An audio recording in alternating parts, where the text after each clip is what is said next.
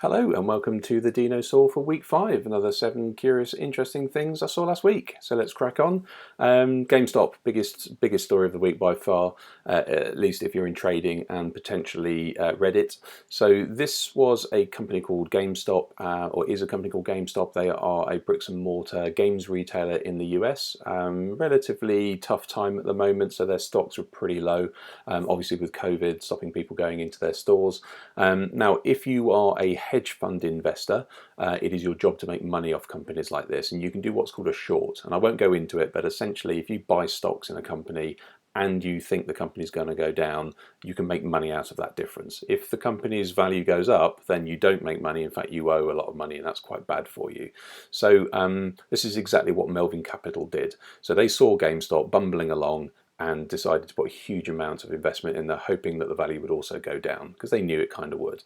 Now, a group of Redditors called Wall Street Bets thought, no, actually, no, you don't do this to GameStop. So they all got together and said, well, if we buy lots of stock, just as a group of normal people, the public, then we can make the price go up, and this hedge fund company over here will lose money, and that'll show them. So that was the theory of it. So lots of people started to do it through trading apps. Like one of them was called Robinhood, where you can buy shares. You and I could buy shares. So that's what happened. The price went essentially from $70 to $270 at one point. Now, the way the short game works, if you're a hedge fund investor, you need to essentially settle up your account pretty quickly, and if the price stayed like this, then Melvin Capital would have been on, and they lost essentially, I think, $13 billion within 2 days. The company that owned them pumped lots of money in, they burnt through that, and it was all getting very bad. Then all of a sudden, the Robinhood app, where everybody was buying these shares, stopped allowing people to sell and or buy shares. And the price went down, and then they automatically sold their shares for them and said, sorry about that, we had to do it. And price bounced a little bit because lots of shares were being made available, and it all started to get a little bit pongy, basically. So the SEC, who are the American essentially financial overseers of government, then said, hang on, something's going on here, this is not great. And what it really was a big battle between I guess traditional Wall Street and we can manipulate the market, and then online saying, well, we can manipulate the market as well. And obviously both of those are potentially bad. They're not supposed to be done. But it was the first time we'd really seen an online group like this manipulate a financial market in such a way. So lots of people who should have made a load of money didn't, and a load of people who should have made a massive loss eventually didn't. So it was very confusing in the end, and it's ongoing. So this will be a movie one day, but it was, this will probably change finance from this point on, because there will need to be regulation to stop this sort of thing happening again. It was very messy and a very interesting story. So go and have a look at it. There are some great explainers out there. The BBC has got one, for instance. Apple have released the second part of their big privacy policy update. This is after the kind of inter-app tracking button that you can say yes or no to, which will, by the way, be fundamentally catastrophic for Facebook, for instance, because it will stop their adverts. However, this is the second part. So this is nutritional labels. So if you go to the App Store, if you've updated your iPhone recently and go to any of the apps and scroll past the reviews, there you will notice this feature, which is called the privacy or app privacy. You can click on see details, and it will show you everything that the app is tracking on you, or all the data it wants to take from your device. This at the moment is up to the developer to be honest about what they're taking. So Apple are aware of this and will be making sure they police it. And I think also, I mean, personally, I'd have preferred some sort of a traffic light system, because it's all great having the detail, but you're not quite sure whether this is a bad app compared to another app in terms of amount of data. So that would have been kind of useful. However, it's an amazingly interesting first step, and you will see this elsewhere, no doubt.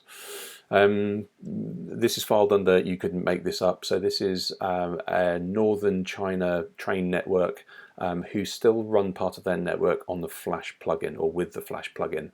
So Flash has been discontinued as of December last year, and it's not being supported. In fact, it was recommended that you uninstall it. So it's a browser plugin. However, part of the network in China is using it to organize the train distribution and also the network and the timetable. So that couldn't happen, and for 20 stations at least, for a number of hours, the trains did not run. So in a beautiful kind of in for a penny, in for a pound, they managed to fix it by getting a dodgy version of Flash and using that instead. So a pirated version of Flash helped save them from using a discontinued plugin. So Flash is still creating chaos in the world. So well done, Flash. Living Packets, the box. So this is an attempt to address at least single-use packaging. So Living Packets say that there are 1 billion deliveries per year, and if everybody reused or could basically recycle packaging infinitely, then this would reduce the waste that we see in recycle depots or whatever, and landfill by 90%. So, so the way this works is the box is actually made from recyclable materials, so the expanded polypropylene, I think it is, and there is a battery in it, and you can see some e-ink screen on there as well. So this can be used up to 1,000 times. So the way this works is somebody sends you a package anyway, it's in one of these things. If you now need to send a package to somebody else, you simply get the app, you type in the address, you put the thing in the box, and it gets delivered. And then they do exactly the same from their side as well. So the box is just this kind of nomadic delivery thing. There is GPS in the box. It uses a battery. If you are one of the recipients of it and you charge up the battery, you get a sort of a little kickback from the company for keeping it charged, all those sorts of things. So there's also, these are stackable, come in 2 different sizes, I think, and if all lorries or trucks could take these, then obviously you could fit a huge amount more packages in the space because you don't have irregular sized packages. So they're trying a lot of different things in this one concept. To be taken on by companies, all of the logistics would have to change, so it would take a massive upheaval and investment to make this work. However, interesting. Spotify have a patent, a later patent for essentially mood detection using audio. So this is an update to a 2 or 3 year old patent, which was how can they give you more accurate music recommendations. So in this latest one, they actually go as far as saying the audio input is voice and is background information as well. So when they say voice, they mean intonation, stress, rhythm, that sort of thing. And what they're looking for is whether you're happy or angry, you're sad, or you're neutral. And when they talk about background sound, environmental sounds, they're looking for if you're in, for instance, if you're in the forest, it can hear tweety birds. If you're in a train station, it can hear that as well, or possibly in a car, public transport. And even where we've seen this go before is if they hear you listening to the TV, they can sort of corroborate that with what's on the TV right now and know what you're listening to, and therefore serve you some sort of recommendation. So this is only a patent. This is what tech companies do. They sort of see an opportunity, they patent it, and therefore they own it. So it's not necessarily going to be feature anytime soon. They've also not really shared how they expect to get voice from your phone. But there you go. You can see where they're going with that. Twitter has launched Birdwatch, which is a community fact checker. So this is within the app itself. It's only available in the US at the moment. I've just checked, it's not available in the UK. But if you see a tweet that you think is misleading or fake in any way, you can then click on the dots in the top corner of the tweet. You can say why you think it's misleading. You can say how dangerous you think this misleading tweet might be. And then you can also add your own evidence really to counter the tweet to show that it is not true. Other people can then say, yeah, actually I agree with that. That's exactly what I would have said as well. So it's really interesting. You can flag what you think is misleading. You can also put your own evidence in there, but you can also then strengthen other people's evidence, which will then get taken as essentially fact and shown against the original tweet, or I don't know, potentially get used to delist or remove the original tweet.